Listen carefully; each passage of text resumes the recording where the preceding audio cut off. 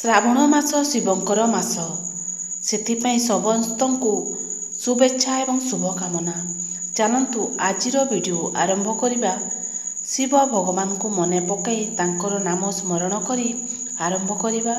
ହେ ପ୍ରଭୁ, ନା ମୁଁ ତୁମକୁ ଦେଖିଛି ନା କେବେ ଆମେ ଭେଟ ହୋଇଛେ, ତାହେଲେ ଏପରି କି ସମ୍ପର୍କ ଅଛି? କଷ୍ଟ ଯାହା ବି ହେଉନା କାହିଁକି ମନେ ତୁମେ ହିଁ ପଡ଼ିଥାଅ। ମହାଭାରତ ପଢ଼ିବାକୁ ତ କାହାରି ପାଖରେ ଆଜିକାଲି ସମୟ ନଥାଏ। ତଥାପି 9ଗୋଟି ସୂତ୍ର ଜୀବନରେ ଉପଯୋଗୀ ସିଦ୍ଧି ହୋଇଥାଏ। ସନ୍ତାନଙ୍କ ଭୁଲ ଇଚ୍ଛାକୁ ଏବଂ ଜିଦକୁ ଯଦି ଠିକ୍ ସମୟରେ ଅଙ୍କୁଶ ନ ଲଗାନ୍ତି, ଶେଷରେ ଆପଣ ଅସହାୟ ହୋଇଯିବେ। ଯେପରିକି କୌରବ। ଆପଣ ଯେତେ ବଳବାନ ହୁଅନ୍ତୁ ନା କାହିଁକି, ଯଦି ଆପଣ ଅଧର୍ମର ସାଥିରେ ଅଛନ୍ତି, ତେବେ ଆପଣଙ୍କ ବିଦ୍ୟା, ଅସ୍ତ୍ର ଶସ୍ତ୍ର, ଶକ୍ତି ଓ ବରଦାନ ସବୁ ନିଷ୍ଫଳ ହୋଇଯିବ। ଯେପରିକି କର୍ଣ୍ଣ। ସନ୍ତାନଙ୍କୁ ଏତେ ମହତ୍ୱାକାଂକ୍ଷୀ କରନ୍ତୁ ନାହିଁ ଯେ ସେମାନେ ବିଦ୍ୟାର ଦୁରୁପଯୋଗ କରି ସର୍ବନାଶକୁ ଆମନ୍ତ୍ରଣ କରିବେ। ଯେପରିକି ଅଶ୍ୱତ୍ଥାମା। ଏପରି କାହାକୁ କିଛି କଥା ଦିଅନ୍ତୁ ନାହିଁ ଯେ ଆପଣଙ୍କୁ ବିରୋଧୀଙ୍କ ଆଗରେ ନତମସ୍ତକ ହେବାକୁ ପଡ଼ିବ। ଯେପରିକି ଭୀଷ୍ମ। ସମ୍ପତ୍ତି, ଶକ୍ତି ଓ ସତ୍ତାର ଦୁରୁପଯୋଗ ଏବଂ ଦୁରାଚାରୀଙ୍କ ସହ ଶେଷରେ ନିଜର ସର୍ବନାଶକୁ ଦେଖିବାକୁ ପଡ଼ିଥାଏ। ଯେପରିକି ଦୁର୍ଯ୍ୟୋଧନ।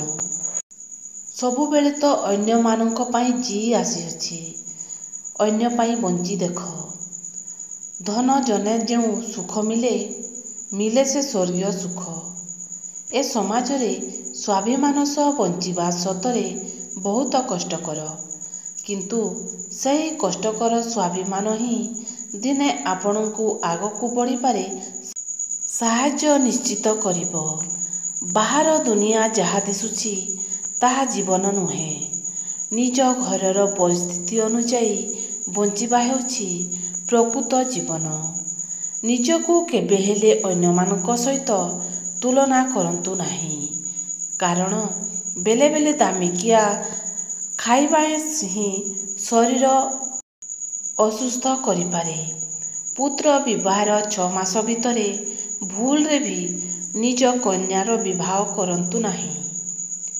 ବିବାହ କେବେ ବି ବିବାହ ଲାଗୁନଥିବା ମାସରେ କରନ୍ତୁ ନାହିଁ। ଏପରି କରିବା ଦ୍ୱାରା ସଙ୍କଟ ଆସିଥାଏ। ଗୋଟିଏ ଗର୍ଭରୁ ଜନ୍ମଗ୍ରହଣ କରିଥିବା 2 କନ୍ୟା କିମ୍ବା 2 ପୁତ୍ରର ବିବାହ ଯଦି 6 ମାସ ଭିତରେ ହୁଏ, ତେବେ 3 ବର୍ଷ ଭିତରେ କୌଣସି ଜଣଙ୍କ ଉପରେ ସଙ୍କଟ ଆସିଯାଇପାରେ।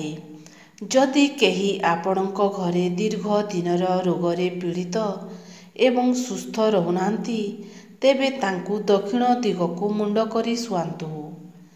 କେବେ ବି ରାତି ସମୟରେ ଶୋଇବା ସମୟରେ ମୁଣ୍ଡ ଉପରେ ଔଷଧ ରଖି ଶୁଅନ୍ତୁ ନାହିଁ। ଏହା ସ୍ୱାସ୍ଥ୍ୟ ଉପରେ ଖରାପ ପ୍ରଭାବ ପକାଇଥାଏ। ଲାଲ ଏବଂ କଳା ସୂତା ନିଅନ୍ତୁ।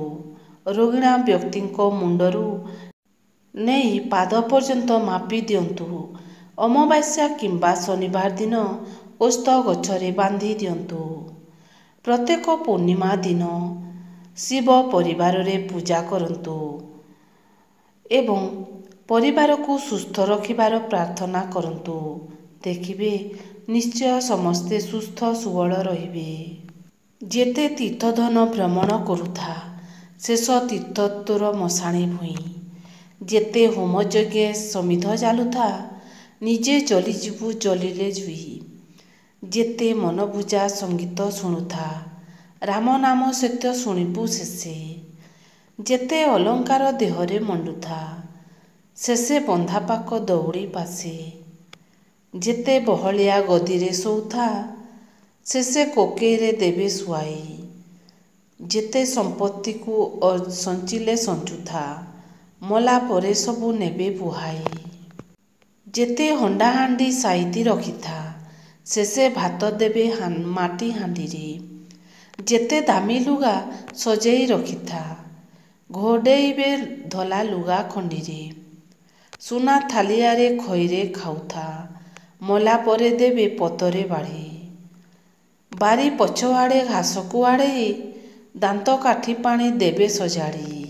ଯେତେ ଯିଏ ଏଠି ସମ୍ପତ୍ତି ଅର୍ଜିଛି, କିଏ ମଲାବେଳେ ପାରିଛି କି ନେଇ।